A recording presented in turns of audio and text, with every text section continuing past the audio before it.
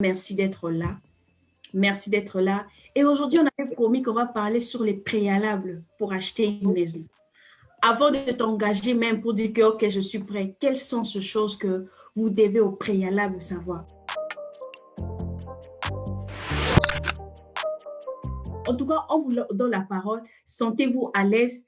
Hein? Donnez-nous un peu tout ce que vous avez en vous là et toute la matière que vous gardez. En tout cas, la parole est à vous, Madame Merveille. En tout cas, merci beaucoup, Maman Sarah, Maman Ruth et Papa Blanchard, en tout cas de m'avoir donné cette opportunité d'être là parmi nous ce matin. En tout cas, je ne prends pas ça lightly. Comme Madame Sarah venait de le dire, moi, c'est Madame Merveille Bopolo Kabea. Je suis résident ici à Caroline du Nord.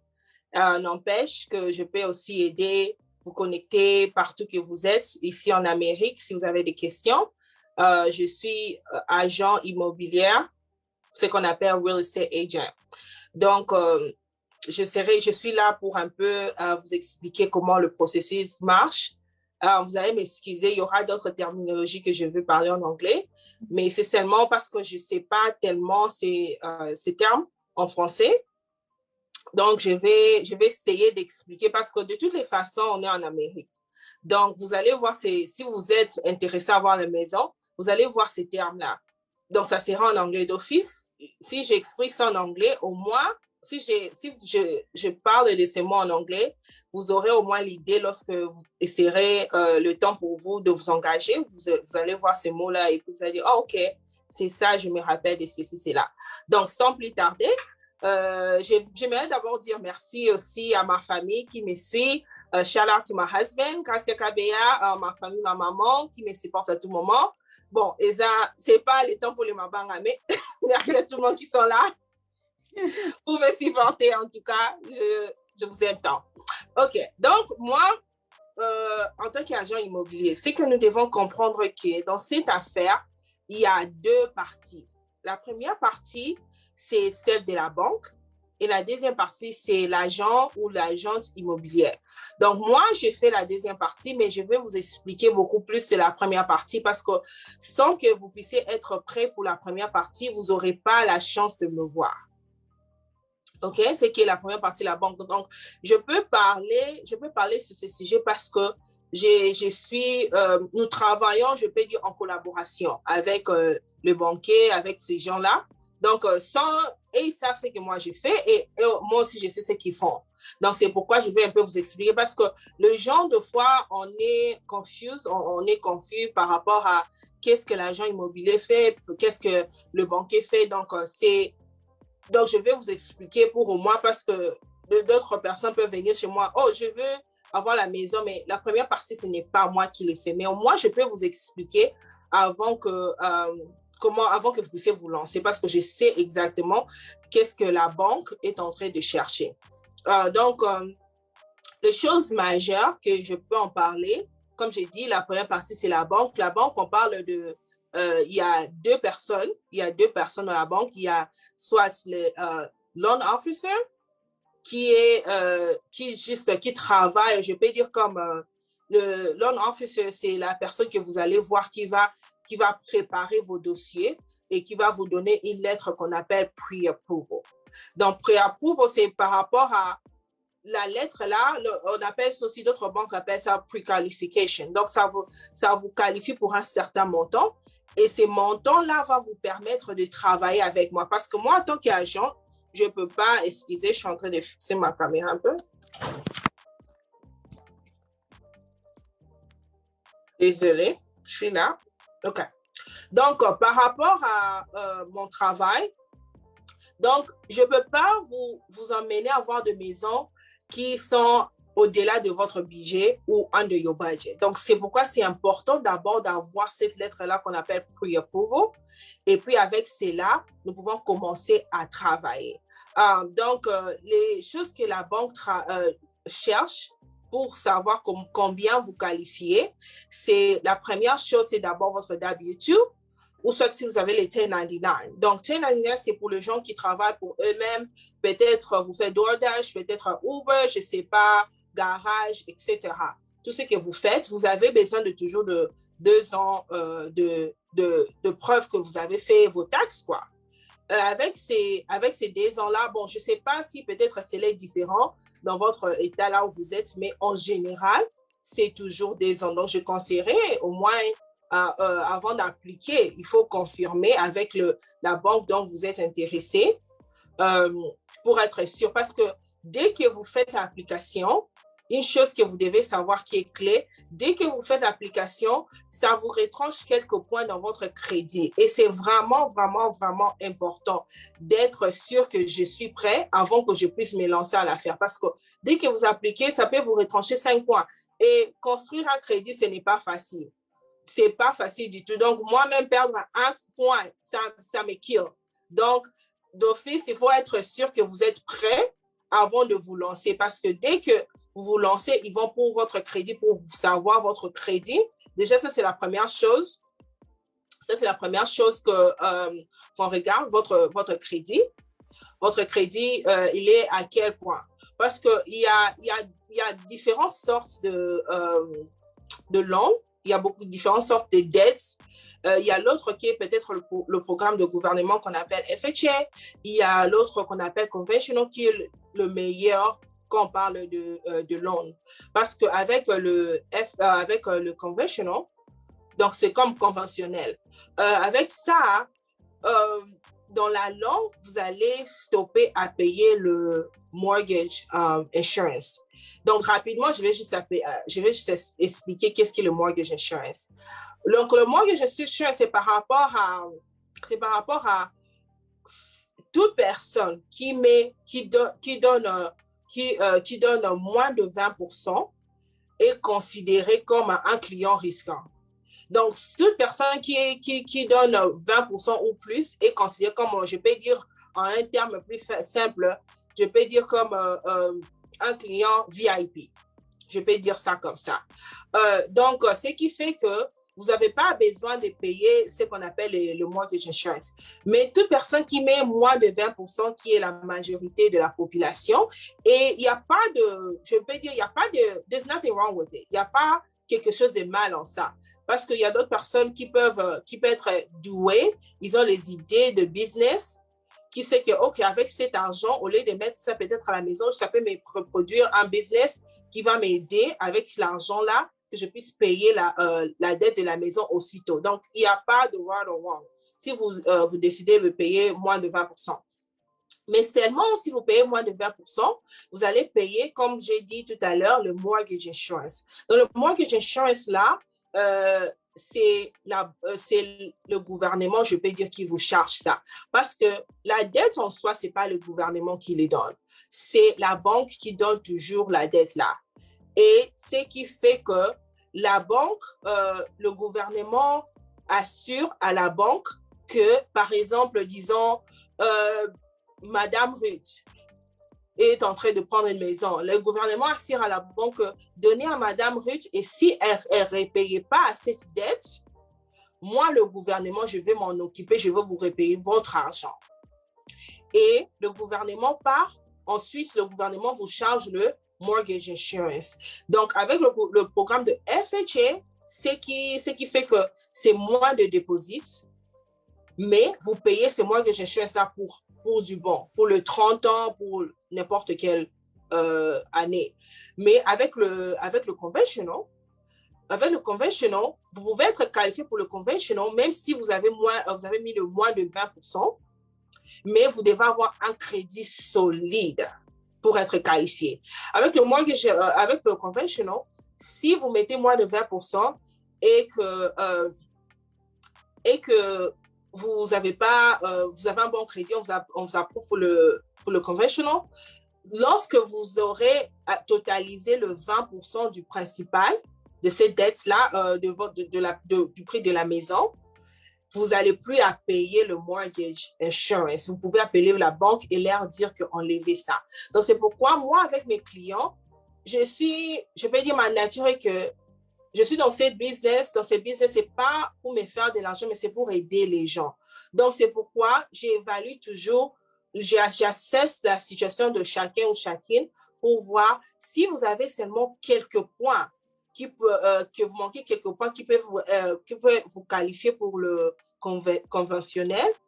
Je vous conseille d'attendre un peu jusqu'à ce que vous aurez ces points-là pour que ça puisse vous aider à être approuvé pour le meilleur programme de Londres. Donc, la première chose, c'est d'abord votre crédit. Donc, dépendant de votre crédit, ça va déterminer le taux d'intérêt et ça va aussi déterminer votre dépôt.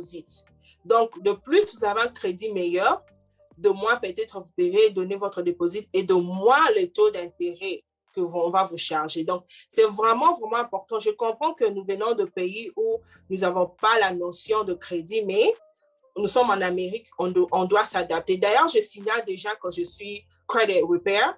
Donc, pour vos questions de crédit aussi, je suis là pour répondre à ça. Mais ça sera, on aura une autre session avec Madame Ruth et Madame Sarah, Monsieur Blanchard, dans le futur pour parler un peu de crédit, tout ce qui concerne le crédit. Mais sinon, le crédit est très, très, très important, votre crédit score. Il faut maintenir un bon crédit score si vous êtes intéressé à avoir une maison.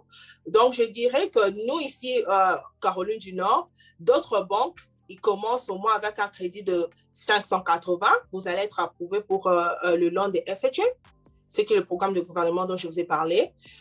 D'autres banques, ils commencent par 620. J'ai aussi d'autres banques que je connais. J'ai des relations avec d'autres partenaires.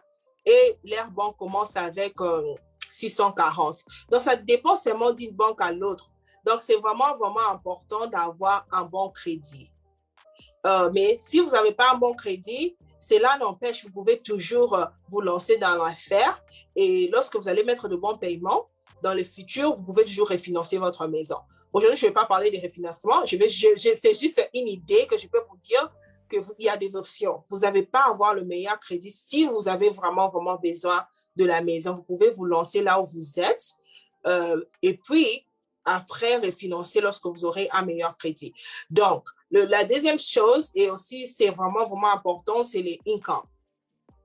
Le income, quand on parle de income, bon, non. La première chose, j'avais parlé de travail de 2 ans. Deuxième chose, je parlais de crédit. C'est vraiment important d'avoir un bon crédit. Troisième chose, je veux parler encore de income. Income dans le sens où de deposit. Combien vous aimeriez mettre pour votre deposit? OK? Parce que ça ne suffit pas juste de montrer vos W2 ou vos 1099 que j'ai fait un bon salaire, mais ça dépend aussi combien vous êtes intéressé à mettre comme deposit. Donc, il y a d'autres personnes qui mettent le programme de gouvernement et ils demandent au moins un dépôt de 3,5. Mais, again, si vous avez un bon crédit, il y a d'autres banques qui même offrent l'assistance pour vous aider avec le dépôt là parce que vous avez un bon crédit. Donc, c'est pourquoi c'est vraiment, vraiment, c'est vraiment, vraiment important d'avoir un bon crédit. Donc, votre dépôt va aussi déterminer votre taux d'intérêt. De moins vous mettez le dépôt, de plus votre intérêt, le taux d'intérêt sera aussi high et aussi votre paiement mensuel, ça sera high. Donc, si vous avez besoin d'un paiement raisonnable chaque mois, donc, gardez un bon montant de l'argent, une bonne somme d'argent, je ne sais pas, c'est bonne somme d'argent, je vais juste le dire, pour que vous puissiez donner comme deposit ou down payment. Comme ça, votre paiement de chaque mois, ça sera un peu lourd parce que c'est vraiment, vraiment important de garder quelque chose. Il y a beaucoup de gens qui se lancent dans cette affaire en train de penser que non, je ne vais rien mettre. Non. Il y a quelque chose qu'on appelle having skin in the game. Skin in the game, ça signifie que de plus, si ça vous coûte quelque chose, si vous investissez dans quelque chose qui vous coûte, c'est beaucoup plus la banque regarde que ça ne sera pas facile pour vous de relâcher. Si ça vous a coûté $0, donc lorsque vous aurez des difficultés, ça sera facile pour vous de give up en making payment pour la maison parce que de toutes les façons, quand je paye le loyer, je fais toujours le paiement. Donc, si ça ne vous coûte rien, ça sera facile de le relâcher. C'est pourquoi la banque évalue. Si vous donnez un dépôt, ils vont vous charger un taux encore plus raisonnable parce qu'ils voient que, OK, vous avez investi. Mais la personne qui n'a pas investi, c'est facile. C'est pourquoi la banque vous considère encore risqué, un client plus risquant et vous charge encore beaucoup plus de taux d'intérêt. Donc, c'est un peu ça, avoir le dépôt, un bon dépôt, avoir le 2 ans de income que vous allez montrer et puis le crédit. Donc, ce sont ça les choses qui déterminent combien on va vous qualifier. Et puis, la dernière chose, c'est ce qu'on appelle debt to income ratio. Debt to income ratio, c'est pratiquement ce qu'on appelle vos dettes. Donc, quand on parle de vos dettes, il y a d'autres personnes qui ont étudié ici, comme moi-même, on a peut-être des student loans.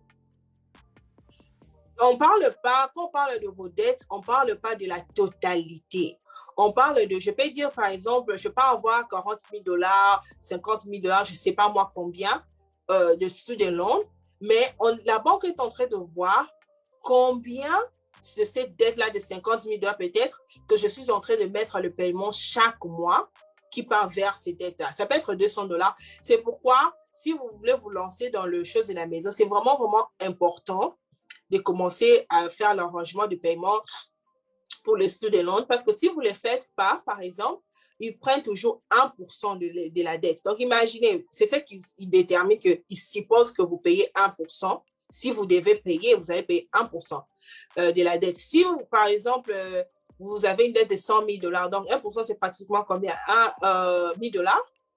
Avec ces 1 000 $ là, donc, de plus, quand il détermine quelque chose comme ça va vous empêcher d'être approuvé pour une grande somme que peut-être vous aimeriez avoir. Donc, c'est pourquoi c'est important, si vous voulez vous lancer à l'affaire, si vous avez des student loans, essayez un peu de régulariser cette situation-là. Mais avec d'autres dettes, comme je peux dire, la fourniture, la voiture, on regarde simplement combien vous êtes en train de faire par mois, combien vous êtes en train de payer par mois pour cette dette-là de la voiture. Donc, ce n'est pas que vous avez une dette de 30 000 $ de la voiture, on associe les 30 000 $, non. On regarde peut-être le 200 $ que vous faites de paiement chaque mois. On regarde ça parce que l'idée générale est que la banque ne veut pas vous mettre dans le problème. Et c'est ce qui s'était passé lors de la récession en 2009. C'est parce que la banque était en train d'approuver les gens pour un montant qu'ils ne pouvaient même pas faire le paiement. Donc, parmi ces changements-là qu'ils ont fait, et qu'ils regardent tous ces éléments que je viens de mentionner, surtout vos dettes aussi, pour savoir si vous avez déjà d'autres choses à faire des paiements. Ils vont pas vous approuver pour une grande somme parce qu'ils assument que vous avez d'autres choses que vous devez take care of. Donc, c'est vraiment, vraiment important. Il y a aussi d'autres personnes. Il y a d'autres de mes clients, s'ils ont peut-être une petite dette, je leur dis juste pay it off. Pay it off, comme ça va vous aider à maximiser votre potentiel d'être approuvé pour une grande somme. Donc, c'est vraiment important de minimiser vos dettes pour maximiser vos options, d'être approuvé pour un grand montant. Donc, c'est un peu ça que je vais dire. Donc, j'espère que c'était un peu crystal clear. Hein? J'ai essayé de... C'était vraiment clair. Donc, vous avez parlé des éléments. Vous avez dit il y a 2 parties. La première partie, c'est la banque. Donc, vous pouvez être sûr que vous pouvez avoir quelque chose. Être préapprouvé avant maintenant de trouver l'argent. J'ai une question que M. Danny Poto a posée. Qui délivre la lettre de pré-approval? C'est la banque. C'est la banque. C'est la banque, ouais, c'est la banque. Bon, quand on parle de la banque, hein, il y a même deux marques, 2 sortes des agents de la banque. Il y a d'autres qu'on appelle mortgage banker et ce qu'on appelle aussi mortgage broker. Okay. Donc, mortgage banker, c'est quelqu'un, par exemple, si vous partez dans Wells Fargo ils travaillent uniquement pour Wells Fargo. Donc, vous allez aller based on the rules de Wells Fargo, de Bank of America, etc. Mais si vous travaillez avec un mortgage broker,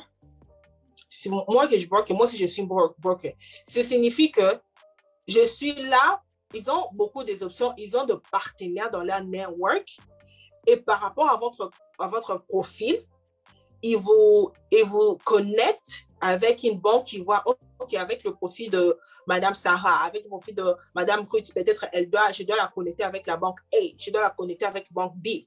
Donc, moi, je travaille beaucoup plus avec le mortgage brokers parce que je trouve que c'est bénéficieux pour mes clients. Ça leur bénéficie parce qu'ils ont beaucoup d'options et par rapport à leur profil, le mortgage broker va savoir où les orienter. Et donc, pour répondre à votre question, plus simplement, c'est la banque qui délivre ça. Mais si vous avez l'agent, comme moi, je comprends qu'avec mes clients, peut-être d'autres clients qui, l'anglais n'est pas leur première langue, je les aide dans ces processus-là. Donc, ce qui fait que, en tant qu'agent, je signale à la banque que je suis leur agent et on m'envoie aussi la lettre. Okay. Mais ouais, la lettre, normalement, si vous n'avez pas encore l'argent, la banque va délivrer ça à vous, va vous donner ça par mail, non, par email ou soit hard copy, physiquement, lorsque vous partez dans leur location. OK. Avant de passer la parole à Mme Ruth ou à M. Blanchard, j'ai une question. Et supposons qu'une personne qui remplit, au fait, ces critères préalables pour se lancer à la recherche de la maison, et quel est le risque d'aller acheter une maison sans un agent comme toi? Bon, déjà, si vous allez acheter la maison, donc ça ne vous coûte rien d'avoir l'argent. Je dis c'est toujours parce que par rapport à la loi, nous, les agents immobiliers, si c'est ce qu'on appelle un buyer client, si c'est quelqu'un qui est en train d'acheter la maison, d'office, c'est pas vous qui allez me payer, c'est le vendeur qui va me payer. Donc, c'est à votre avantage si vous allez acheter une maison d'avoir l'argent qui va vous représenter. C'est vraiment, vraiment important. Je peux comprendre si vous êtes en train de vendre votre maison, vous pensez que vous avez la connaissance, vous n'aimerez pas avoir l'argent, mais c'est là aussi, c'est pas aussi dans votre avantage parce qu'au moins, les statistiques montrent que 80% de personnes qui ont l'argent, ils prennent beaucoup de profit que sans avoir l'argent. Donc, même si vous êtes en train de vendre, même si vous êtes en train d'acheter, c'est important d'avoir l'argent qui va vous représenter. Comme pour moi, avec mes clients, avec ces marchés qui est tellement compétitif, avec des maisons, les gens sont en train d'offrir de montants exorbitants, 10 000 de plus, 20 000 de plus. Donc, je sais comment je peux contacter l'agent qui est en train de représenter la personne, le vendeur, pour savoir qu'est-ce que le vendeur est en train de rechercher. Comment est-ce qu'on peut just tweak the offer a little bit, on peut manipuler l'offre pour que nous puissions être qualifiés, pour qu'on puisse avoir, je peux dire, comment dirais-je, avoir notre offre acceptée. Donc, c'est vraiment, vraiment important d'avoir l'argent, surtout si vous êtes en train d'acheter, surtout si c'est votre première fois d'acheter la maison. En tout cas, c'est à votre avantage d'avoir l'argent, comme moi. Okay. En tout cas, thank you. C'était vraiment clair.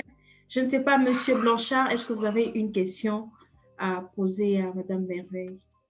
Merci beaucoup et merci à Madame Merveille pour votre exposé. C'était vraiment clair, c'était bien fait. Je crois que nous tous nous sommes en train d'être enseignés. Mais je vais poser une question, je serai vraiment simple ma question, comme un novice, quelqu'un qui ne connaît vraiment rien ou qui n'a pas suivi tout ça. Vous avez mentionné les mortgage insurance. J'aimerais savoir c'est calculé en fonction de quoi, le mortgage insurance, like, you know, c'est par rapport au down payment, c'est par rapport à votre credit score, you know, on calcule ça sur base de quoi? La première question, le mortgage insurance.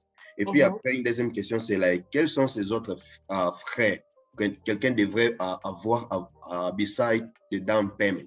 Parce que quand on parle d'aller acheter la maison, ce qu'on a en tête, c'est plus like le down payment, that's it. Mais après, comme s'il y a des frais connexes, il y a beaucoup de frais qui entrent en compte, parfois les gens ignorent. J'aimerais peut-être que vous puissiez nous éclairer quels sont ces autres frais-là, à part les down payments, que quelqu'un devrait disposer quand il s'agit d'aller chercher une maison. Une troisième pour finir. Bon, j'allais poser ça à la fin, mais je vais poser maintenant, vous allez garder. C'est quoi l'avantage, au fait, partant des éléments que vous présentez, pour quelqu'un qui a presque les mêmes revenus? Si on fait l'étude comparative, parce que c'est ce qu'on dit, quand vous avez une maison, après, quand vous louez comme ça, les charges parfois sont prises les repairs, everything, c'est les management des complexes qui prennent ça en charge. Mais si vous commencez vous avez votre maison, c'est vous-même qui allez tout payer, voilà, les factures, tout ce qui vient avec les réparations, tout ça. Alors, si on fait une étude comparative pour quelqu'un qui a presque les mêmes revenus, est-il vraiment important d'aller acheter la maison? Why is better buying a house ou juste continuer à rent? Non, si ma question est claire. Donc, je vais répondre. Si on fait une étude comparative, Donc, je vais poser 3 questions. La dernière, juste pour savoir en quoi c'est important d'aller acheter la maison. Si vous avez les mêmes revenus que là-bas, vous devez alors encore payer d'autres factures, les frais de réparation. C'est pourquoi ne pas rester juste rent pour aller prendre une. OK. Merci, M. Blanchard, Papa Blanchard, pour vos questions. Pour ce qui concerne le mortgage insurance, je vais juste vous rappeler que je ne suis pas expert en ça. Mais au moins, j'estime que le mortgage insurance, ça sera déterminé par rapport à votre credit score, par rapport à tous ces éléments-là que j'ai mentionnés. Parce que si vous êtes un client plus risquant, je suis sûre que votre mortgage, je pense que c'est based on le percentage, mais le pourcentage là, ça inclut tous ces facteurs-là. Je pense que si on vous approuve peut-être pour je ne sais pas, des 100 000, peut-être un certain pourcentage, ça va aller sur mortgage insurance, mais je n'en sais pas trop parce que je ne suis pas expert dans ces domaines, donc je m'excuse pour ça, mais je pense que c'est un certain pourcentage qui englobe tous ces éléments que je venais de mentionner. Pour la deuxième question, en tout cas, c'est vraiment une bonne question. Quelles sont d'autres, je peux dire, dépenses à se préparer pour? Des dépenses, ça vient peut-être lorsque vous êtes en contrat, il y a, si c'est une maison ancienne, il doit y avoir l'inspection qui doit être faite. Et l'inspection, c'est vous qui payez pour ça. L'inspection, c'est juste pour savoir quelles sont les réparations qui doivent être faites dans la maison. Pour dire au vendeur que je veux que vous puissiez faire ce genre de réparation, ceci, cela, pour voir s'il y a des choses majeures que vous devez vous inquiéter. Et puis, il y a aussi, à part l'inspection, il y a l'autre chose qu'on appelle appraisal. Appraisal, c'est par rapport il y a un agent qui vient voir la valeur de la maison. Donc, dans ces crazy markets, il y a des gens qui sont en train d'offrir $10 000 de plus que le vendeur est en train de vendre sa maison. Peut-être que quelqu'un est en train de vendre sa maison 200 000. Il y a d'autres gens qui offrent 210 000, 230 000, 250, donc ainsi de suite. L'appraiser vient exactement pour constater l'état de la maison et donner la valeur. Et pour votre information, la banque, même si la banque vous avait approuvé pour 300 000, et si la maison que vous avez offert 330 000, OK? Si l'appraiser, si l'appraiser dit que ça a la valeur de 200 000, guess what? La banque va only vous donner 200 000. Malgré que la lettre originale vous était approuvée pour 300 000. La valeur de la maison, le prix de la valeur de la maison, la banque only goes by what the appraiser says. Donc, si l'appraiser dit que la valeur de la maison est à 200 000, donc ce n'est pas à discuter. La banque va vous donner 200 000 et les 30 000 là que vous avez décidé que vous avez mis à l'offre, c'est maintenant à négocier. Donc, moi, en tant qu'agent, qui représente un client, un acheteur. Je suis en train de négocier avec l'agent de vendeur pour savoir comment est-ce qu'on peut se retrouver au milieu du village. Hein? Comment est-ce qu'ils peuvent réduire? Parce qu'eux aussi vont avoir ces rapports-là. Et par rapport à ces rapports-là, ils vont dire que, OK, qu'on puisse peut-être, comme on avait le montant originaire, c'était 230 000, mais la valeur est sortie de 100 000. Donc, peut-être qu'on puisse se retrouver à 215. Mais une chose est que le 15 000 là de extra, c'est vous qui allez donner ça. Ce n'est pas la banque. Donc, c'est pourquoi je dis toujours, avant de vous lancer dans cette affaire, il faut avoir quand même quelques savings. Avec le saving aussi, je veux aussi déjà signaler, vous pouvez utiliser votre 401k. Pour acheter la maison, vous pouvez déjà utiliser votre 401k. Donc, il faut avoir déjà de l'argent save, gardé, épargné, pour dans le cas où on dit comme miscellaneous, dans les situations comme pareil. Parce que malheureusement, dans ces marchés où il y a peu de maisons, il y a beaucoup de gens qui veulent acheter, vous êtes obligé d'offrir un peu plus pour au moins gagner l'offre là. Et après, on va négocier. Donc, c'est pourquoi c'est important d'avoir l'argent épargné. Donc, les appraisers là, c'est la banque qui envoie les appraisers, mais comme c'est votre maison, c'est vous qui payez pour ça. Donc, vous allez payer pour l'inspection, ce qui n'est pas obligatoire, ce n'est pas obligé de faire l'inspection, mais c'est toujours recommandé parce qu'on ne sait jamais. Donc, c'est vous qui va payer le frais de l'inspection, le frais de l'appraiser. Et puis, il y a d'autres choses qu'on appelle closing costs. Donc, closing costs, ce sont, je peux dire en termes plus simples, ce sont les frais administratifs parce que la banque, par exemple, une maison ancienne, on doit vérifier pour être sûr que le vendeur est le propriétaire de la maison. Donc, on doit vérifier ce qu'on appelle, bon, je ne sais pas, je sais pas le terme en français, Boukalopang. C'est quoi en français? Fichier parcellaire? I don't know. On ne vous entend pas, monsieur Blanchard. Des fichiers parcellaires, des livrets, tout ça. OK, fichier parcellaire. Donc, on doit voir que c'est le nom de vendeur qui est là. Donc, ces choses-là, c'est ce qu'on appelle closing attorney qui fait ça. C'est donc l'avocat qui prépare ces dossiers-là pour voir. Parce que, par exemple, à l'État de North Carolina, Caroline du Nord, it takes one to buy, but it takes two to sell.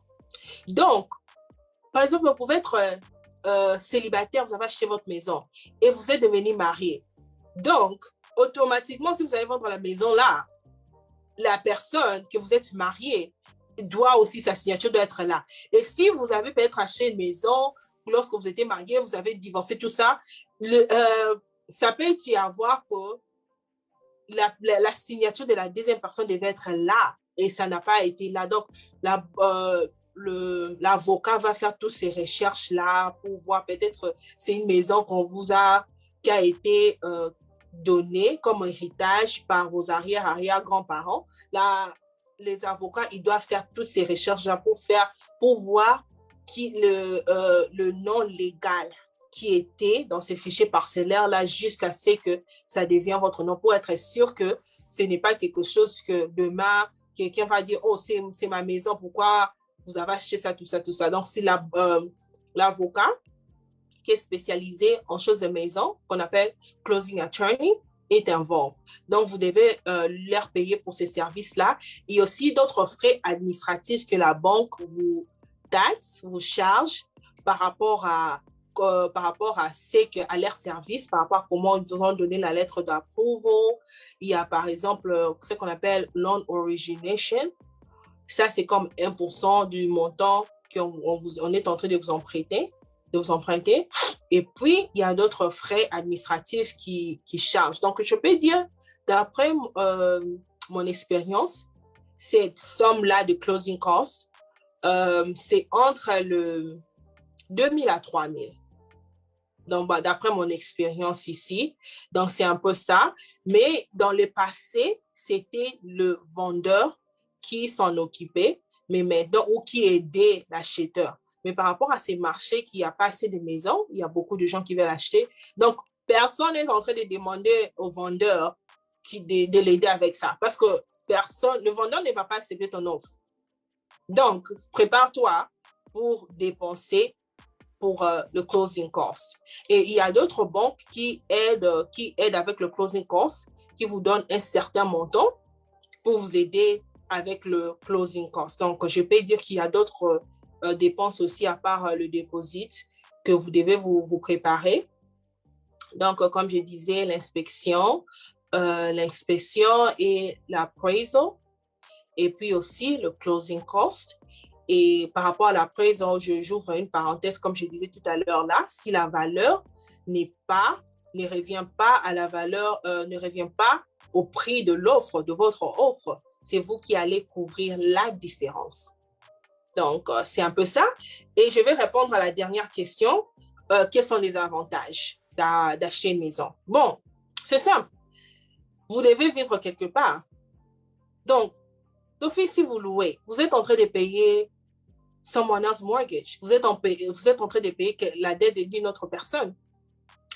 Et je comprends qu'avec votre propre maison, s'il y a des réparations à faire, tout ça, mais bon, il faut être responsable parce que même si vous habitez dans l'appartement, vous n'allez pas faire ça expressivement de détruire les choses dans l'appartement. Il faut quand même au moins être responsable. Donc, je pense, pour moi, les avantages, c'est que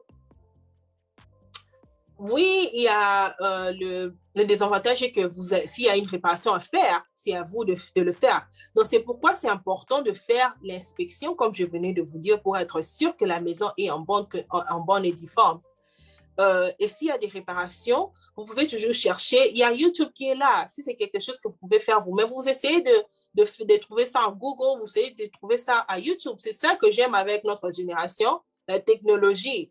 Vous pouvez trouver quelque chose, comment peindre le mur. Vous pouvez trouver ça sur YouTube. Quelqu'un d'autre a déjà posté ça. Vous pouvez essayer de faire quelque chose vous-même, si vous êtes capable, pour essayer de diminuer votre cost, vos dépenses. Mais si c'est quelque chose qui doit être fait professionnellement, vous aurez l'assurance de la maison. Vous pouvez faire le claim avec votre assurance pour qu'il puisse couvrir si vous avez quelque chose de majeur à faire. Ou soit, vous pouvez juste suck it up et trouver quelqu'un pour le faire. Mais comme je disais, vous devez vivre quelque part. Donc, si vous louez, vous payez la dette d'une autre personne. Et la personne-là est en train de se reposer paisiblement parce que vous êtes en train de payer sa dette. Et on top of that, il est en train de faire un profit. Parce que c'est pas que si moi j'ai $200, moi aussi je vais te laisser louer ma maison $200. Non, peut-être $300. Et donc, à part que vous puissiez payer mon mortgage, ma dette, vous êtes aussi en train d'enrichir ma poche. Donc, si vous avez votre propre maison, c'est vrai que s'il y a en cas des réparations, c'est vous qui doit le faire. Mais au moins, ça ne sera pas à tout moment si vous êtes responsable. Et ce que j'aime avec ça, c'est comme ça que, avoir une maison, c'est comme ça que ce qu'on dit en anglais, building wealth. OK? Vous êtes en train de construire votre richesse, de préparer une legacy pour le futur, pour vos futurs enfants. C'est comme ça que les gens de ces pays d'autres personnes sont riches parce que c'est une maison que son arrière-parent, grand-parent l'avait laissé, tout ça. Parce que si aujourd'hui vous avez une maison, vous n'êtes pas condamné d'avoir cette dette-là de 30 ans. Dans 5 ans, vous pouvez décider, je vends cette maison.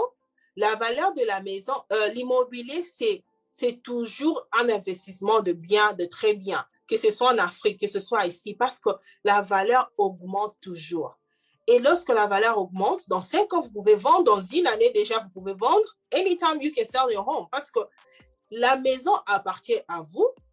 Vous avez pris la dette du prix à la banque. Donc, les gens confondent, la banque va me retirer la maison, va prendre la maison. Non, la maison vous appartient. Si vous trouvez que vous ne pouvez plus faire le paiement, d'office, vendez la maison parce que c'est votre maison et vous allez repayer la banque la dette que vous avez prise. Parce que c'est comme si la banque vous emprunte ces montants-là et vous, en échange, vous le donnez le fichier parcellaire. Au Simbi, c'est le quoi, à Boukalopang. Donc, c'est un peu comme ça. Donc, la maison est à vous. Donc, vous pouvez faire ce que vous voulez avec la maison. Donc, vous pouvez vendre ça et remettre à la dette, remettre à la banque la dette. Donc, c'est à votre avantage, au lieu de jeter la maison à louer, à location, au moins, vous êtes en train de payer quelque chose qui va vous aboutir qu'à demain, si vous vendez, vous pouvez commencer un business, peut-être payer le college fund de vos enfants. Donc, c'est une manière, je peux dire, d'épargner aussi. Donc, c'est un peu ça. Merci beaucoup, Madame Merveille. Nous avons beaucoup de questions qui viennent des questions. Il y a Papi Tomo qui pose la question, c'est quoi l'escroc account? Je ne sais pas si vous pouvez nous aider, l'escroc account.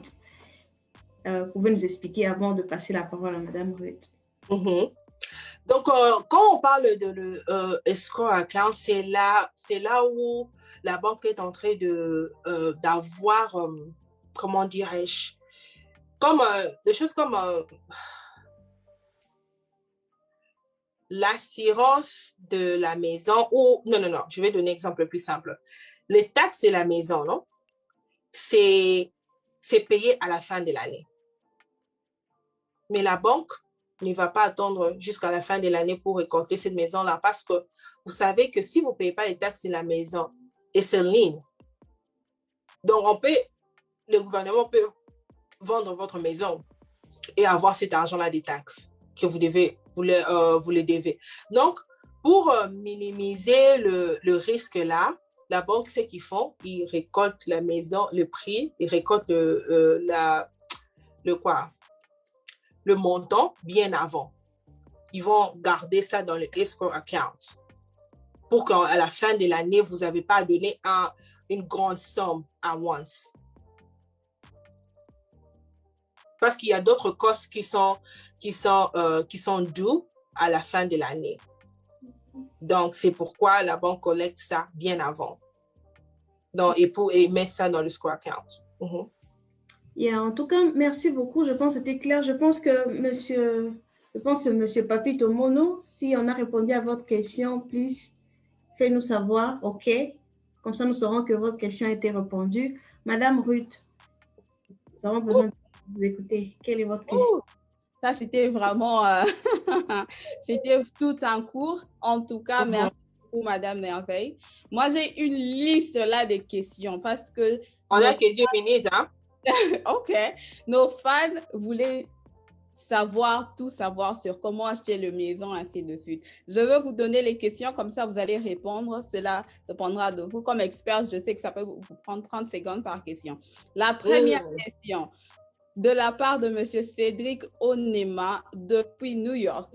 M. Cédric voudrait savoir, how would you know that you're making a great deal? Ça, c'est de la part de M. Cédric. And also, should you go with the fixed loan option or variable loan option? Et puis, de la part de Mme Yvette Kankonde depuis Kentucky, she would like to know, quelle est la meilleure saison pour acheter une maison, si cela compte au fait? Should we wait for the great season ou pas? Monsieur Max depuis Michigan voudrait savoir, il vit dans un différent state où il travaille à partir de la maison, mais veut acheter une maison dans un autre state carrément. Quels sont les steps qu'il doit prendre pour acheter dans un autre state? Alors, la dernière question venant de moi, comme Papa Blanchard venait de poser la question, on parle de inspection, non, en tout cas, je voudrais savoir, has a first-time buyer. If you have enough, should you just go with the new construction or an old house? Et voilà, c'est ça. Merci. OK, donc la première question était comment vous savez si vous avez un bon deal. Donc, par rapport à un bon deal, donc, je peux dire, en tant que client, en tant qu'acheteur, right now, maintenant, ce qui se passe, c'est ce qu'on appelle the seller's market. Donc, la personne qui est en train de vendre a beaucoup d'avantages que vous parce qu'il a beaucoup d'options. Donc, cela dépend de vous.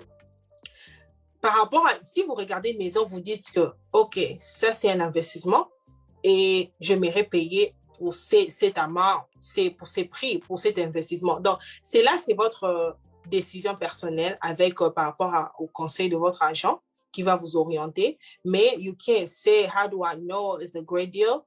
Cela dépend de combien vous allez offrir. Et c'est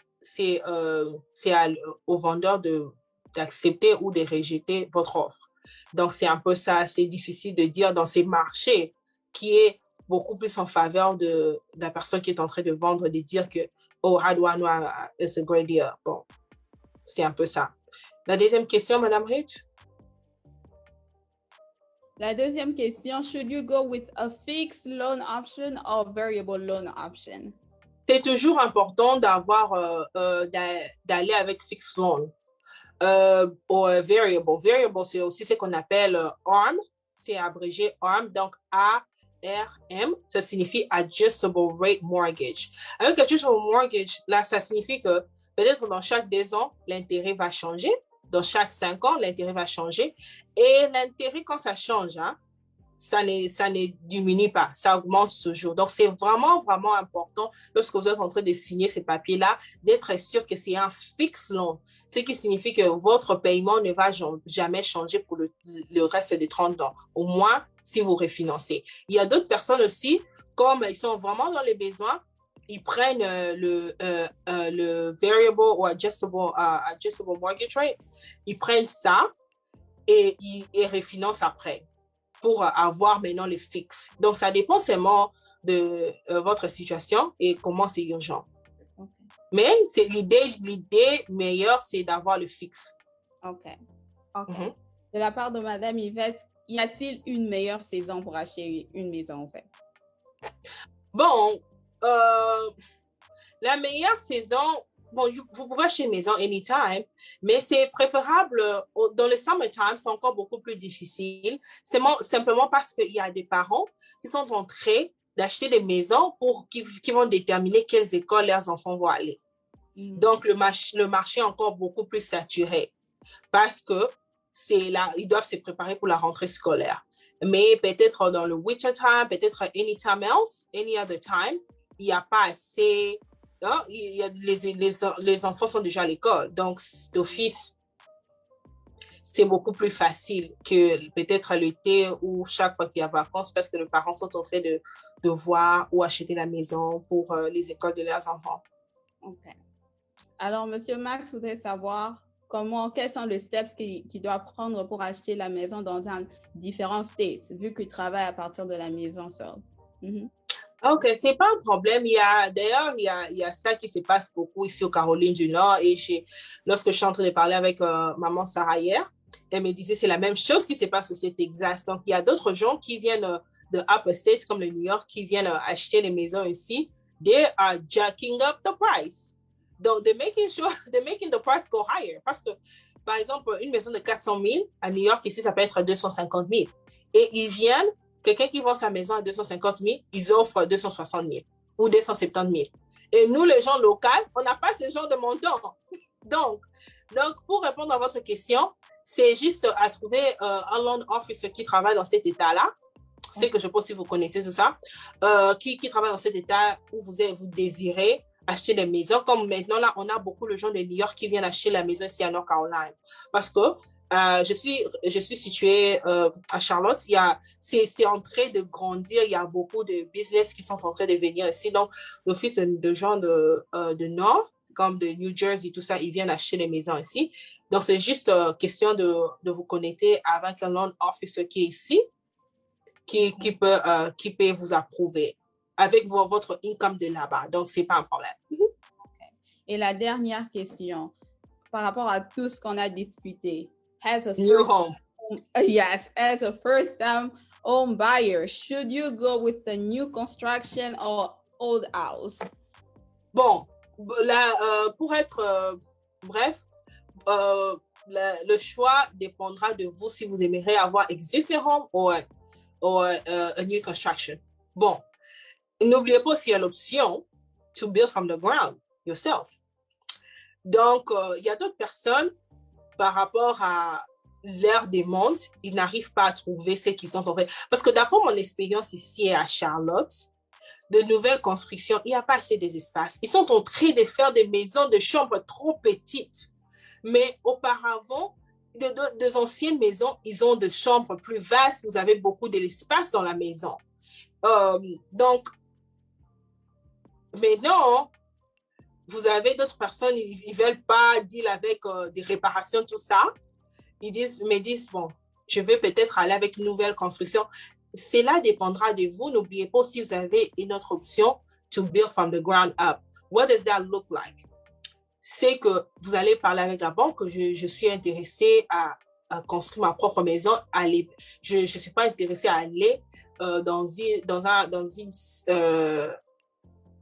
suis pas intéressée dans une new construction où il y a déjà un builder qui a déjà tout build. Moi, je vais acheter mon propre land et construire.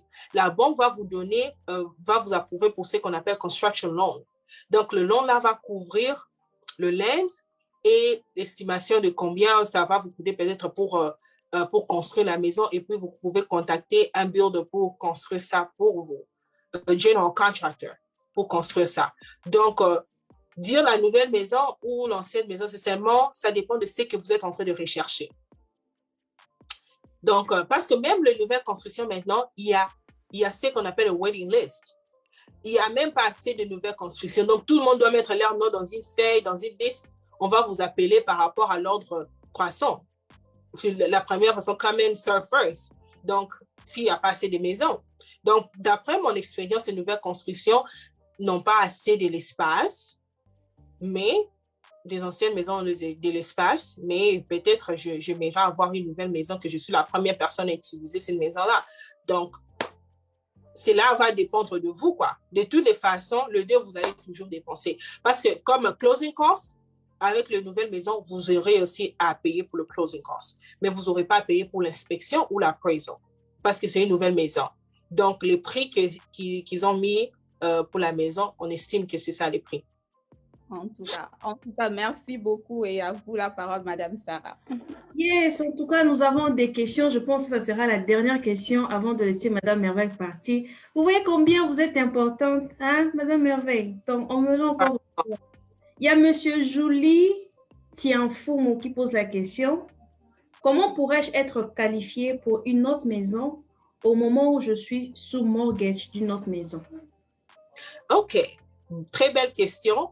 Par rapport à cela, il y a ce qu'on appelle building equity.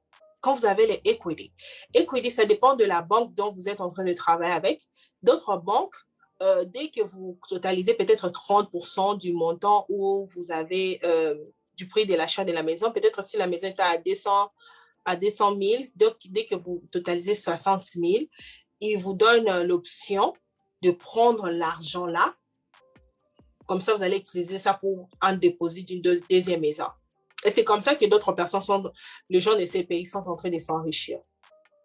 Ils achètent une première maison et lorsqu'ils atteignent un montant qu'on appelle equity, quand ils build their equity, comme j'ai dit, ça dépend d'une banque à l'autre. Une banque, ça peut être 30%, d'autres banques, 35%. Donc, ça dépend d'une banque à l'autre. Lorsqu'ils totalisent ces montants-là, ils prennent ces montants-là, ils part dans une autre banque pour être approuvé pour une deuxième maison.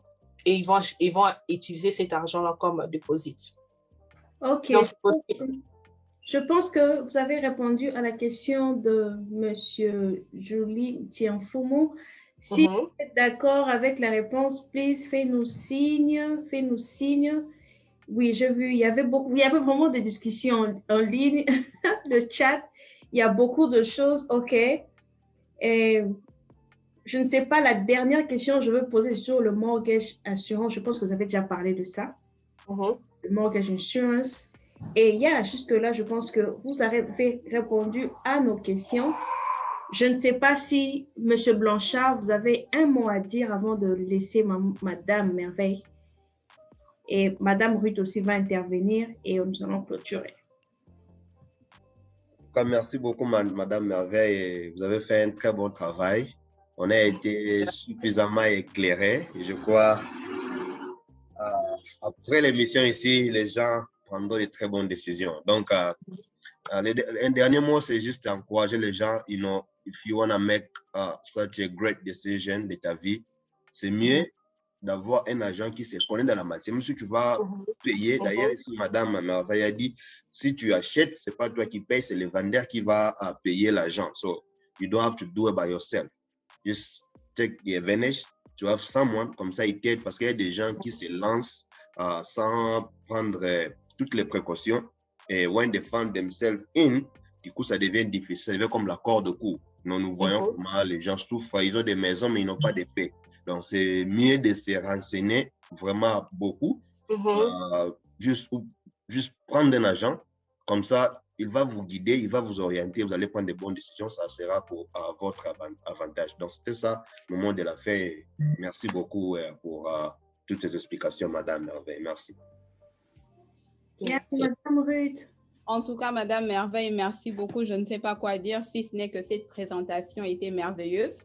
Alors, on a vraiment accumulé toutes ces connaissances aujourd'hui. Et comme Papa Blanchard vient de le dire, si après cette émission, vous ne contactez pas Madame Merveille pour acheter une maison, je ne sais pas ce que vous allez... Parce que j'ai rencontré des gens me disant que non, moi, je garde mon argent dans la banque, je ne veux pas acheter maintenant, je préfère rente. Mais cette personne a plus de 100 000 $ dans la banque où Madame Merveille nous parle de l'investissement aujourd'hui. Comment ceux qu'on a trouvés dans ces pays sont en train de s'enrichir comme ça parce qu'ils ont investi et ils savent ce qu'ils sont en train de faire. Mais sinon, vous tous qui êtes en Caroline du Nord, Charlotte, n'hésitez pas d'appeler Madame Merveille. Moi, je suis heureuse. En tout cas, Madame Merveille aura plusieurs questions inbox. Elle sait comment elle va recevoir ces questions. En tout cas, merci beaucoup. Merci. Merci beaucoup. En tout cas, je ne sais quoi dire. Tout a été dit. C'était vraiment clair. Un grand merci à Madame Merveille. En tout cas, on aimerait que tu reviennes encore. Tu as de la matière et notre communauté en a besoin. Parce que vous savez, nous sommes dans ces pays, nous avons des enfants, mais verrez une personne vous dire que non, bon, et ça m'a bêté, bon, c'est dit, les enfants sont ici, bon, et comme vous avez même dit que c'est pas mauvais de louer, mais aux autres toute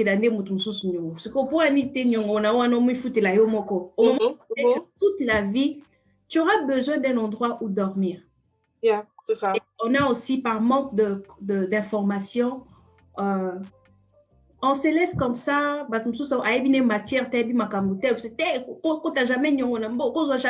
jamais, non. Après, vous allez vous rendre compte que si vous avez quelqu'un qui peut vous aider, comme l'agent Madame Merveille, si vous avez une personne qui peut bien vous informer, vous avez toutes les chances d'avoir une bonne décision. Madame Merveille, un grand merci et on aimerait un peu que tu puisses nous dire comment les gens peuvent te contacter.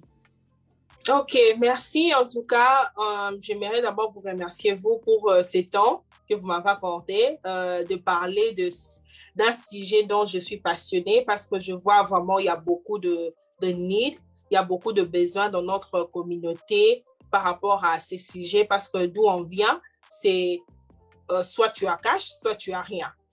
Mais ici, on a l'opportunité au moins d'avoir quelque chose en crédit. Donc, c'est vraiment quelque chose que je suis passionnée. Déjà, là, moi, vous pouvez me contacter, vous pouvez me joindre sur les réseaux sociaux. Je suis là. Sur Facebook, je suis Merveille Bopolo KBA. Je suis là. Et ma page professionnelle, c'est Merveille KBA comment on appelle ça? Virgule, Realtor. Donc, Realtor comme un R-E-A-L-T-O-R. Mon numéro, c'est le 919-771-3658. Donc, mon numéro, c'est encore le 919-771-3658. Je suis aussi sur Instagram. C'est la même chose, Merveille Bopolo KBA, et ma page aussi professionnelle sur Instagram, c'est Merveille KBA Realtor. Donc, c'est la même chose. En tout cas, merci beaucoup à toute personne qui était connectée ce matin. J'ai vraiment apprécié vos questions. Je suis là pour vous. Si vous avez des questions ou vous aimeriez que je puisse vous connecter avec d'autres agents dans votre state, donc je suis là. N'hésitez pas à me contacter. Donc, je veux voir tout le monde réussir. Let's win together. OK? Merci beaucoup.